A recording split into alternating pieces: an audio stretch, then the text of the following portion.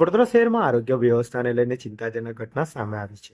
શહેરના નવાયાર્ડ વિસ્તાર પાસે આવેલ મહાનગરપાલિકાના અર્બન પ્રાઇમરી હેલ્થ સેન્ટરની બહારની ગલીમાં બિનવારસી હાલતમાં દવાઓનો મોટો જથ્થો પડ્યો હોવાનું સામે આવતા દોડધામ મચી ગઈ છે. મળતી માહિતી મુજબ જ્યાં દવાઓનો જથ્થો મળી આવ્યો છે તેની નજીકમાં નાના બાળકો માટેનું નંદઘર આવેલું છે, જ્યાં રોજ મોટી સંખ્યામાં બાળકો આવન જાવન કરે છે. આવી પરિસ્થિતિમાં જો બાળકો રમતા રમતા દવાની સિરપની બોટલો પી જાય તો તેની જવાબદારી કોણ લેશે, તે મોટો સવાલ ઉભો થયો છે. પ્રાથમિક તપાસમાં જાણવા મળ્યું છે કે આ દવાઓ ગુજરાત સરકાર દ્વારા અર્બન હેલ્થ સેન્ટરને મફતમાં આપવામાં આવતી હોય છે. ખાસ વાત એ છે કે મળેલી ઘણી દવાઓ પર વર્ષ 2027 સુધીની એક્સપાયરી તારીખ દર્શાવવામાં આવી છે, જે સૂચવે છે કે દવા હજુ ઉપયોગમાં લઈ શકાય તેવી હતી.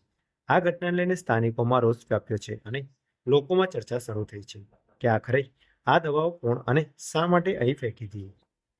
આરોગ્ય તંત્રની બેદરકારી સામે પ્રશ્નો ઉઠી રહ્યા છે. હાલમાં મામલે સંબંધિત તંત્ર દ્વારા તપાસ હાથ ધરવામાં આવે તેવી માંગ ઉઠી રહી છે.